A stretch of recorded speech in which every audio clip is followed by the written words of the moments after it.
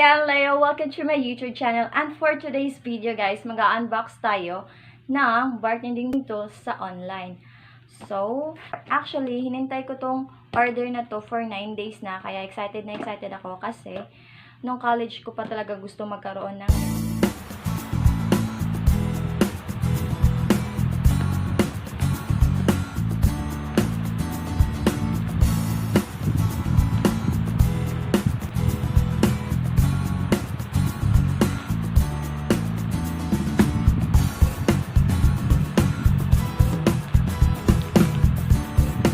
Actually guys, hindi to kompleto. Mga 4 lang siguro ang items na nandito. Yun lang yung mga common na ginagamit ko pag nagka-cocktail mixing. Abangan nyo na lang yung next video na magka-cocktail mixing na ako.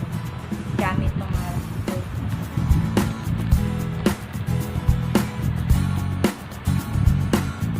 Thank you nga pala guys sa mga nag-subscribe sa YouTube channel ko.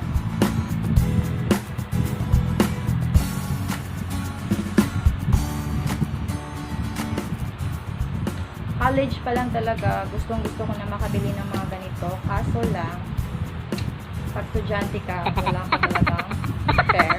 Pag nakikita ko doon sa mall, naiingit na lang talaga ako.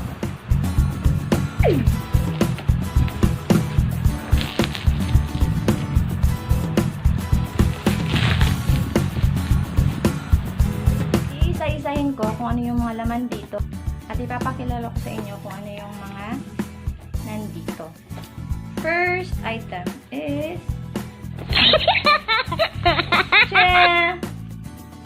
ang tawag nito is stirrer. Ito yung stirrer. Stirrer or spoon stirrer. Ito yung mukha niya. Para talaga din naman talaga siyang spoon. Kaso lang maliit siya. Para din tinidor tong kabilang side. Item number 2 is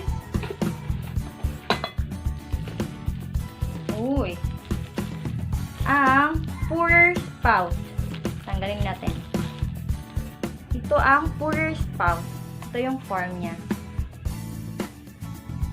Abangan nyo, gagamitin ko to sa next vlog ko. Magka-cocktail mixing tayo. Charot! Next item, pangatlo is jigger. Tanggalin natin sa plastic para makita nyo ng maayos. Tsaka ito. Fourth item.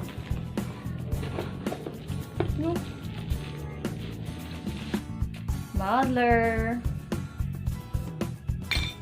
Last item ay ang cobbler shaker or cocktail shaker. Kasi i-assemble natin. Ganito. Ito yung form ng cocktail shaker. Tapos, lalagay nyo dito yung mga liquor or juices na gusto nyong i-mix. Tapos, ulitin natin. Ito yung stirrer.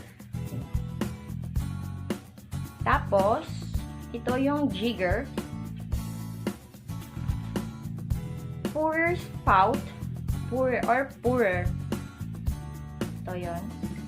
Tapos, ito yung muddler. So, guys, thank you for watching. If na-enjoy kayo sa unboxing ko. At isi-shoutout ko nga pala si Berlon Alferez.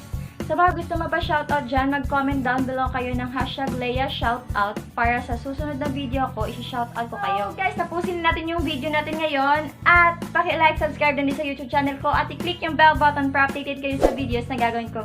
Bye!